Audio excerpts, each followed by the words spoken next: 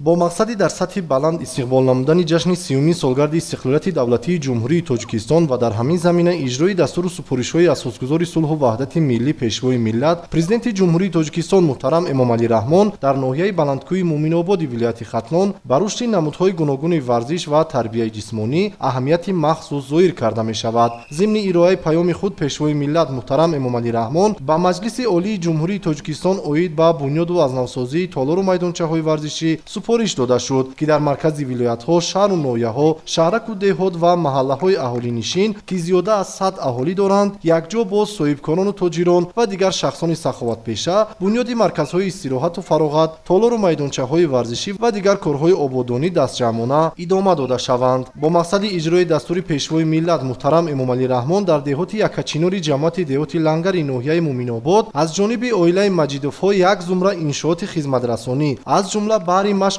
тамрини сокинони деҳоти мазкур ва гузаронидани мусобиқаҳо, майдончаи футбол ва майдони бозии кӯдакон бунёд карда шуд.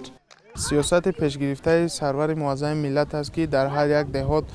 ки дар он зиёда аз 100 нафар зиндагонӣ мекунанд, бояд бунгоҳи тиббӣ ва дигар иншоотҳое, ки барои халқ хизмат мекунад, бояд бошад. мо ин гуфтаҳоро ба инобат гирифта дар деҳаи Якачинор ҷамоат деҳоти Лангари ноҳияи Муъминобод бунгоҳи тиббӣ, майдончаи варзишӣ ва дигар иншоотҳо сохта ба истифода додем, ки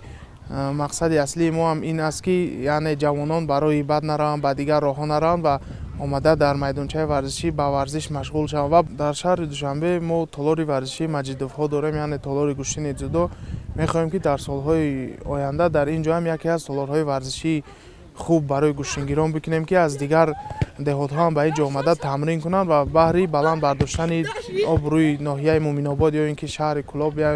ё ҷумҳурии Тоҷикистон хизмат кунанд.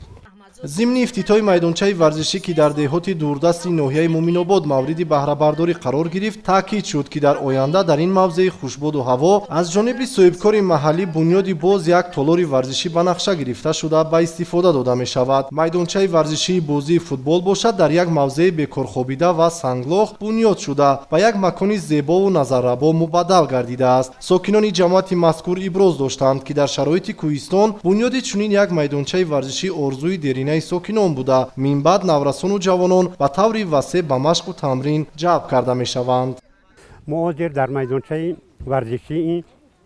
ки аз тарафи оилаи Маҷидовҳо сохта ба истифода дода шудааст, қарор дорем ва ҷавонони деҳа барои ташаккули ҷиҳати солимии худ дар ин майдончаи варзишӣ пайваста машқу тамрин мекунанд ва барои саломатии худро нигоҳ доштан ва барои фориғ аз корҳои беруна иҷро шудан дар ин майдончаи варзишӣ пайваста машқу тамрин мекунанд ва дар чорабиниҳои сатҳи ҷамоатӣ, ноҳиявӣ, вилоятӣ ва ҷумҳурӣ саҳми босазои худро мегузоранд. миннатдории худро аз аҳли оилаи Маҷидовҳо